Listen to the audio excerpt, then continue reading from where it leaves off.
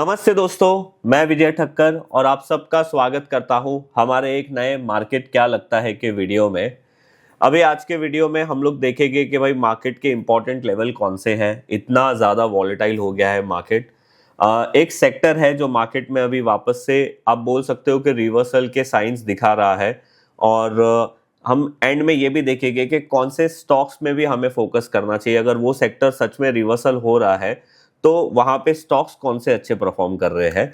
But आज का video शुरू करूं उससे पहले मैं आप लोगों को दो अपडेट देना चाहता हूं। पहली अपडेट तो ये है कि मोस्ट प्रोबेबली नेक्स्ट वीडियो से मतलब नेक्स्ट मार्केट क्या लगता है कि वीडियो से राजू जी हमारे साथ हो गए। वो छुट्टी पे गए थे और मोस्टली हम लोगों को नेक्स्ट सैटरडे वाले वीडियो से आप लोगों को राजू जी दिखेंगे, तो हम उनके पास से और भी इंसाइट ले सकते हैं मार्केट क्या लगता है कि वीडियो में।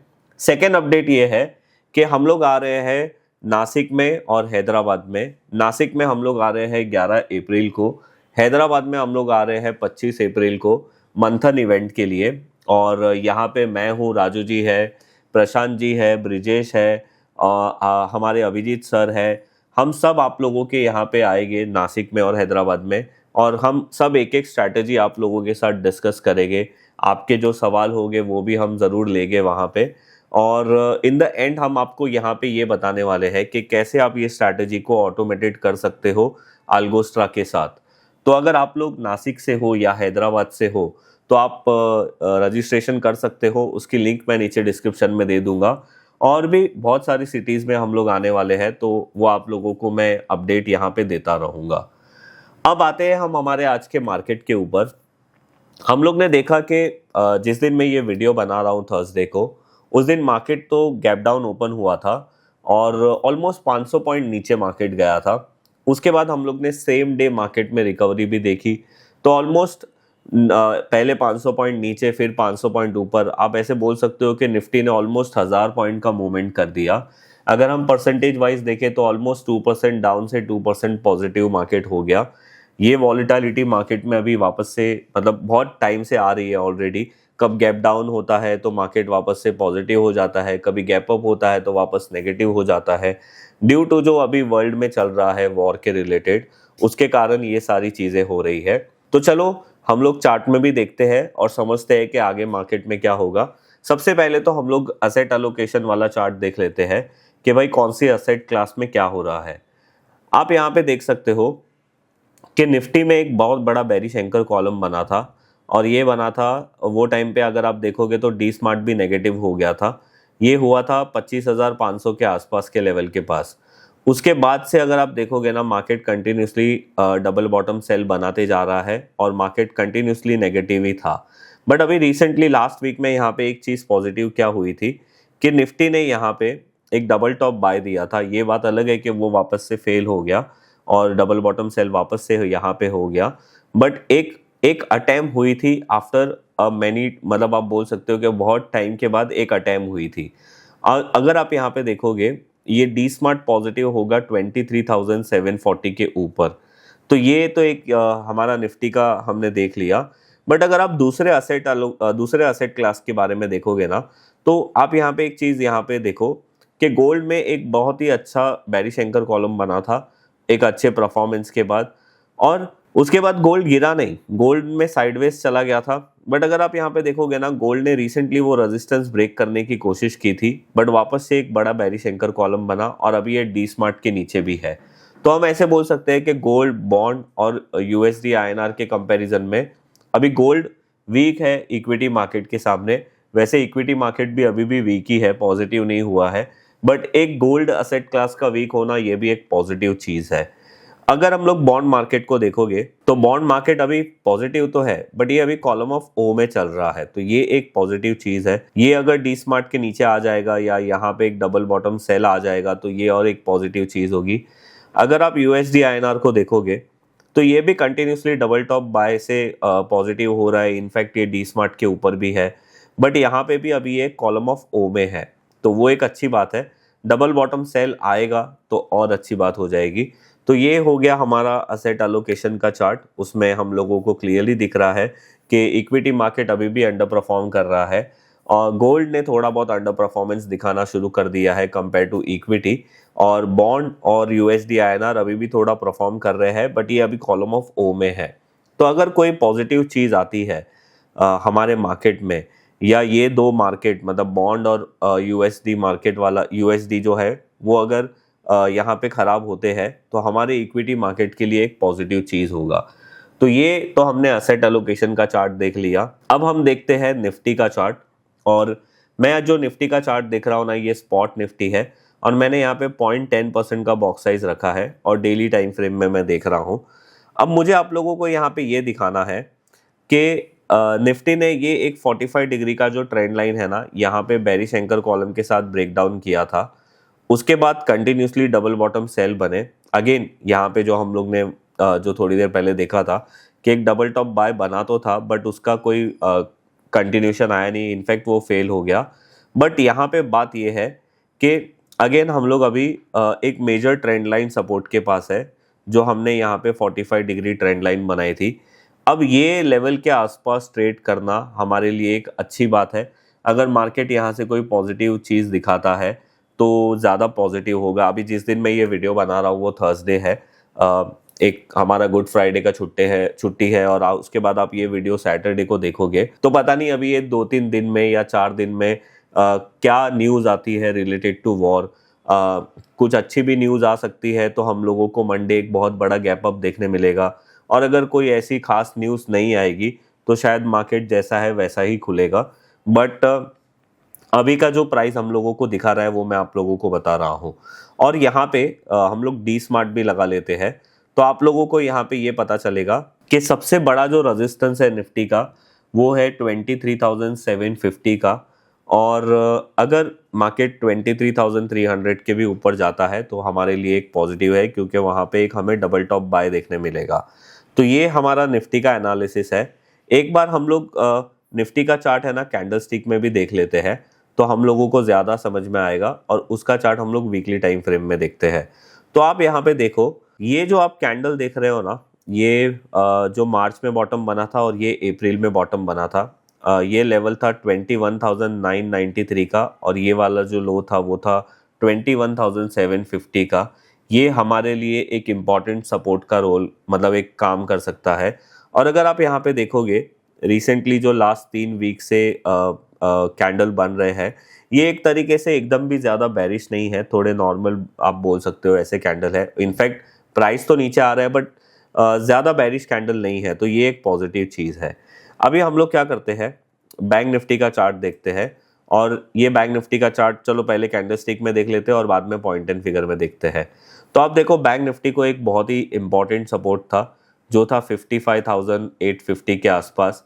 अभी बैंक निफ्टी ने वो लेवल को ब्रेक कर दिया है। अभी हम लोग एक बार ये पॉइंट एंड फिगर में ये चार्ट देखते हैं और आप यहाँ पे देखो, ये बैंक निफ्टी का चार्ट है ना, हम लोग 0.15% में देखेंगे। निफ्टी का हम लोग ने 0.10 में देखा था बिकॉज बैंक निफ्टी में ज़्यादा वॉलेटिलिटी होता है। अब आप यहाँ पे देखो, बैंक निफ्टी में भी एक अच्छा बड़ा बेरिश एंकर कॉलम बनने के बाद कंटिन्यूसली डबल बॉटम सेल आ रहे हैं और मार्केट कंटिन्यूसली नीचे ही जाते हुए दिख रहा है हम लोगों को।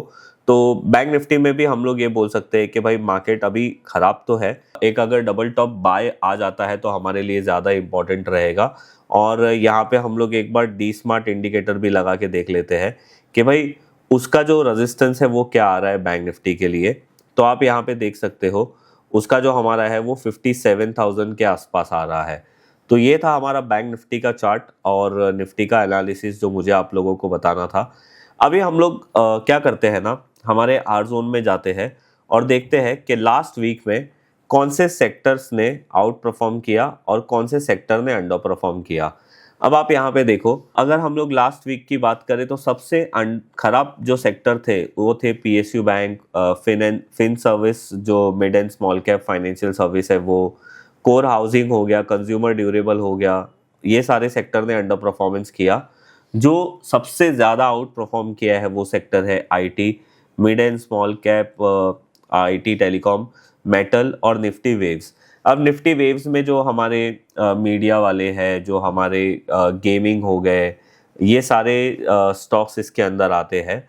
तो ये एक तरीके से आप बोल सकते हो कि लास्ट वीक के आउट परफॉर्मिंग सेक्टर और अंडर परफॉर्मिंग सेक्टर थे। पर आप यहाँ पे देख सकते हो कि एक तरीके से निफ्टी थोड़ा बहुत अभी परफॉर्म करना शुरू कर रहा है। अभी हम लोग क्या करते हैं ना, हमारा जो MTF अल्टीमेट मैट्रिक्स रैंकिंग वाला है उसको हम लोग ओपन करके देखते हैं, और यहाँ पे हम लोग ये करने से पता चलेगा कि भाई कौन से सेक्टर है जिन्होंने लास्ट वीक में आप एक तरीके से बोल सकते हो कि आउट परफॉर्म किया है MTF अल्टीमेट मैट्रिक्स रैंकिंग के बेसिस पे। अब मैं इसको स्कैन कर रहा हूँ, मैंने ऑलरेडी इसको स्कैन करके रखा है। मैंने इसके बारे में आप लोगों को पहले भी बताया था कि ये क्या होता है, टोटल 47 सेक्टर होते हैं। हर एक सेक्टर दूसरे सेक्टर के साथ कंपेयर होता है। जैसे अगर समझो IT सेक्टर निफ्टी वेव्स के साथ कंपेयर होगा, अगर उसमें IT सेक्टर आउट परफॉर्मिंग है तो उसको 1 स्कोर मिलता है, अगर वो अंडर परफॉर्मिंग है तो उसको 0 स्कोर मिलता है। टोटल नंबर ऑफ जो सेक्टर है हमारे 47 सेक्टर है, तो जो हाईएस्ट स्कोर मिलेगा किसी एक सेक्टर को वो 46 होगा, और यहाँ पे है 0.25 1% और 3%। अब यहाँ पे आप इसको ऐसे मान सकते हो कि शॉर्ट टर्म, मीडियम टर्म और लॉन्ग टर्म। तो आप यहाँ पे देखो, शॉर्ट टर्म में अगर हम लोग देखें तो IT ने सबसे ज़्यादा स्कोर मिला है, मतलब ये सबसे ज़्यादा आउट परफॉर्मिंग है। अगर हम मीडियम टर्म में देखें तो मीडियम टर्म में भी IT आ रहा है, और अगर हम लॉन्ग टर्म में देखें तो CPSE सेक्टर आ रहा है। अब मैं जनरली क्या करता हूँ ना, इसको टोटल पे करके देखता हूँ कि भाई ओवरऑल सारे टाइम फ्रेम में कौन सा सेक्टर आउट परफॉर्मिंग है। तो यहाँ पे आप देख सकते हो वहाँ पे आ रहा है IT, मेटल, कैपिटल मार्केट और mid and small IT telecom. तो यहाँ पे हम लोगों को एक चीज़ क्लियरली पता चल रही है कि IT सेक्टर जो इतने टाइम से अंडर परफॉर्मिंग था, अगर आपको इसका चार्ट देखना है तो अगर आप इसको यहाँ पे टिक करोगे तो आप लोगों को इसका चार्ट दिख जाएगा। अब ये बाय डिफ़ॉल्ट यहाँ पे कैंडलस्टिक खुल रहा है, बिकॉज यहाँ पे अगर आप देखोगे तो कैंडलस्टिक ओपन था। अगर आप इसको PNF में देखना चाहते हो तो PNF करके यहाँ पे ओपन कर सकते हो। अब यहाँ पे देखो, आप एक चीज़ बहुत ही क्लियरली देख सकते हो कि भाई IT 45,000 से कंटिन्यूसली एक डाउन ट्रेंड में था, और अभी यहाँ पे थोड़ी बहुत इसमें स्ट्रेंथ आ रही है। अब एक तरीके से ये सेक्टर ऑलरेडी स्ट्रॉन्ग नहीं था, तो आप ऐसा भी नहीं बोल सकते कि भाई ये स्ट्रॉन्ग सेक्टर था, थोड़ा कूल डाउन हुआ और वापस से मार्केट ठीक हो रहा है तो रैली कर रहा है। मेरे ख्याल से ये टॉप से ऑलरेडी ये सेक्टर ने 35% का करेक्शन कर दिया है। तो एक तरीके से आप इसको बोल सकते हो कि ये सेक्टर में भी ट्रेंड रिवर्सल कर सकता है, जो अभी बेरिश मोड में था शायद बुलिश में आ सकता है। देखो अगर आप मेटल को देखोगे ना, तो मेटल में आप यहाँ पे नोटिस करो कि metal sector already up trend में था और थोड़ा बहुत मार्केट करेक्शन की वजह से नीचे आया था, और वापस से यहाँ पे एक पॉजिटिव मेटल सेक्टर में हम लोगों को देखने मिल रहा है। जबकि IT को कंपेयर करोगे तो यहाँ पे वो बात नहीं है, ये ऑलरेडी डाउन ट्रेंड में था और अभी ऊपर जा रहा है। तो खैर हम लोग IT सेक्टर के भी सारे स्टॉक्स को देखेंगे और समझेंगे कि कौन से स्टॉक्स में हम लोगों को अपॉर्चुनिटी मिल सकती है। उससे पहले हम लोग एक बार ये देख लेते हैं कि भाई मार्केट में अभी ब्रेथ क्या है। तो हम यहाँ पे आर जोन में ही ब्रेथ के अंदर ब्रेथ चार्ट में जाएंगे। यहाँ पे PNF X परसेंटेज में जाके यहाँ पे हम लोग निफ्टी 50 लगा देंगे, और मैं यहाँ पे ये देखना चाहता हूँ कि भाई निफ्टी 50 का X% ब्रेथ अभी क्या है। तो देखो स्कैन हो गया, और यहाँ पे आप देख सकते हो एक, आप ये चार्ट में कंटिन्यूसली निफ्टी के डेली टाइम फ्रेम के चार्ट में आप डाउन ट्रेंड देख सकते हो। और यहाँ पे आप देखो, मैं थोड़ी देर के लिए ना ये मूविंग एवरेज को हटा दूंगा, हाइड कर दूंगा। अब जो आप देख रहे हो ग्रीन लाइन है जो ब्रेथ का X% का लाइन है।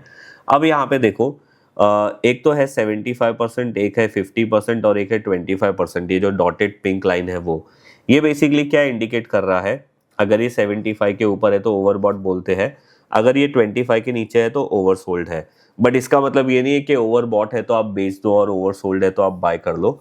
ओवरसोल्ड होने के बाद भी, मतलब ये अभी कुछ टाइम से ये जोन में ही ट्रेड कर रहा था। आप यहाँ पे देख सकते हो ना कि ब्रेथ ने पहले कुछ दिन पहले ब्रेथ वैल्यू थी 8%, कुछ दिन पहले ब्रेथ वैल्यू थी 22%, और आज की जो ब्रेथ वैल्यू है X% की वो है 36%। मतलब ब्रेथ यहाँ पे इम्प्रूव हो रहा है।